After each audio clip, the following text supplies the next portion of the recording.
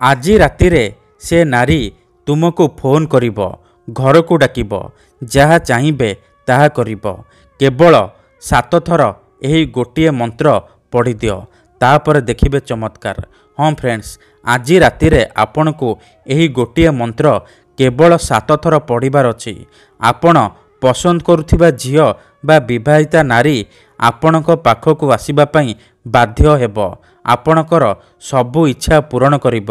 ଆଜ୍ଞା ହଁ, ଆପଣ ସମସ୍ତଙ୍କର ଇଚ୍ଛା ଥିବ କେଉଁ ନା କେଉଁ ଝିଅ ବା ବିବାହିତା ନାରୀକୁ ପଟେଇବା ପାଇଁ, ତାକୁ ନିଜ ପ୍ରେମରେ ଦିବାନୀ କରି ତାଠାରୁ ନିଜର ମନ ମୁତାବକ କାମ ହାସଲ କରିବା ପାଇଁ। ତେବେ ଆଜିର ଏହି ଭିଡ଼ିଓଟି ଆପଣଙ୍କର ଇଚ୍ଛାକୁ ପୂରଣ କରିବ, କାରଣ ଆଜିର ଏହି ଭିଡ଼ିଓଟିରେ ମୁଁ ଆପଣଙ୍କୁ ଶିଖେଇବି ଏମିତି ଏକ ମହାଶକ୍ତିଶାଳୀ ବଶୀକରଣ ମନ୍ତ୍ର।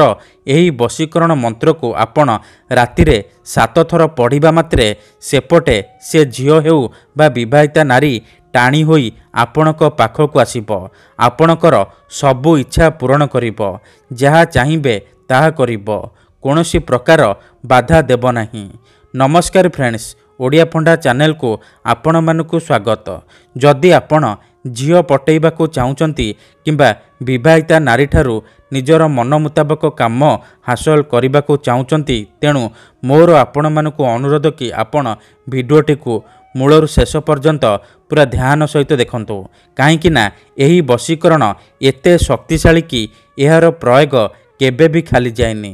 ଯେଉଁ ଝିଅ ବା ବିବାହିତା ନାରୀ ଉପରେ ଆପଣ ଏହି ବଶୀକରଣକୁ ମାତ୍ର ଗୋଟିଏ ଥର ପ୍ରୟୋଗ କରିଦେବେ, ସିଏ ସେହି ସମୟଠାରୁ ଆପଣଙ୍କର ବଶରେ ହୋଇଯିବ।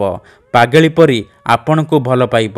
ଆପଣ ତାକୁ ଯାହା କହିବେ, ଯେମିତି କହିବେ ସିଏ କରିବ, କୌଣସି ପ୍ରକାର ବାଧା ଦେବ ନାହିଁ। ଏହି ବଶୀକରଣକୁ କରିବା ପାଇଁ ଆପଣଙ୍କୁ କୌଣସି ପ୍ରକାର ପରିଶ୍ରମ କରିବାକୁ ପଡ଼ିବନି କିମ୍ବା କୌଣସି ପ୍ରକାର ପଇସା ଖର୍ଚ୍ଚ କରିବାକୁ ପଡ଼ିବନି। ଆପଣ ନିଜ ଘରେ ବସି ବସି ସେ ଝିଅ ବା ନାରୀକୁ ପଟେଇ ପାରିବେ। ଠିକ୍ ଅଛି, ତେବେ ଏହି ବଶୀକରଣ ଆପଣ କିପରି କରିବେ, କେମିତି କରିବେ, ଏହାର ପ୍ରୟୋଗ ବିଧି କ'ଣ, ମୁଁ ଆପଣଙ୍କୁ ବତେଇବି। ଜାଣିବା ପାଇଁ ଭିଡ଼ିଓଟିକୁ ମୂଳରୁ ଶେଷ ପର୍ଯ୍ୟନ୍ତ ପୁରା ଧ୍ୟାନ ସହିତ ଦେଖନ୍ତୁ। ବିଧିଟି ଜାଣିବା ପୂର୍ବରୁ ମୋର ଆପଣମାନଙ୍କୁ ଅନୁରୋଧ କି ଯଦି ଆପଣ ଆମ ଚ୍ୟାନେଲକୁ ନୂଆ ଆସିଛନ୍ତି, ତେବେ ଦୟାକରି ଚ୍ୟାନେଲକୁ ସବସ୍କ୍ରାଇବ୍ କରି ପାଖରେ ଥିବା ବେଲ୍ ଆଇକନ୍କୁ ମଧ୍ୟ ଦବାଇ ଦିଅନ୍ତୁ, ଯାହାଦ୍ୱାରା ଆମେ ଯେଉଁ ବି ଭିଡ଼ିଓ ଅପଲୋଡ଼ କରିବୁ ସର୍ବପ୍ରଥମେ ଆପଣ ଦେଖିପାରିବେ ଆଉ ତାହାର ଲାଭ ପାଇପାରିବେ। ଠିକ୍ ଅଛି, ତେବେ ଚାଲନ୍ତୁ ଜାଣିବା ଏହି ବଶୀକରଣ ଆପଣ କିପରି କରିବେ। ମନେ ରଖନ୍ତୁ, ଏହି ବଶୀକରଣ ବିଧିକୁ ଆପଣ କେଉଁ ବି ବାରରେ କରିପାରିବେ, କିନ୍ତୁ ଯେବେ ବି କରିବେ ରାତିରେ ଶୋଇବା ପୂର୍ବରୁ କରିବେ। ପ୍ରଥମେ ଆପଣ କ'ଣ କରିବେ, ଖଣ୍ଡେ ସାଧା କାଗଜ ଆଣିବେ, କଳା କଲମ ଆଣିବେ, ଅଳ୍ପ ଟିକେ ଲାଲ ସିନ୍ଦୁର ଆଣିବେ। ତାପରେ ଆପଣ କ'ଣ କରିବେ, ଯେଉଁ କାଗଜ ଆଣିଛନ୍ତି ସେହି କାଗଜରେ କଳା କଲମର ସାହାଯ୍ୟରେ ଗୋଟିଏ ମନ୍ତ୍ର ଲେଖିବେ। ମନ୍ତ୍ରଟି ଧ୍ୟାନ ସହିତ ଶୁଣନ୍ତୁ। ଓମ୍ ନମଃ କାମଦେବାୟ ଆମୁକଂ ମେ ବଶ୍ୟମ୍ କୁରୁ କୁରୁ ସ୍ୱାହା। ଏହି ମନ୍ତ୍ରକୁ ଆପଣ କାଗଜ ଉପରେ ଲେଖିବେ। ଆମୁକଂ ଜାଗାରେ ଆପଣ ସେଇ ଝିଅ ବା ନାରୀର ନାମ ଲେଖିବେ, ଯାହାକୁ ଆପଣ ନିଜ ବଶରେ କରିବାକୁ ଚାହୁଁଛନ୍ତି। ଲେଖିସାରିବା ପରେ ସେ ଯେଉଁ ମନ୍ତ୍ର ଲେଖିଲେ ସେ ମନ୍ତ୍ର ଉପରେ ଅଳ୍ପ ଟିକେ ଟିକେ ସିନ୍ଦୁର ପକାଇଦେବେ।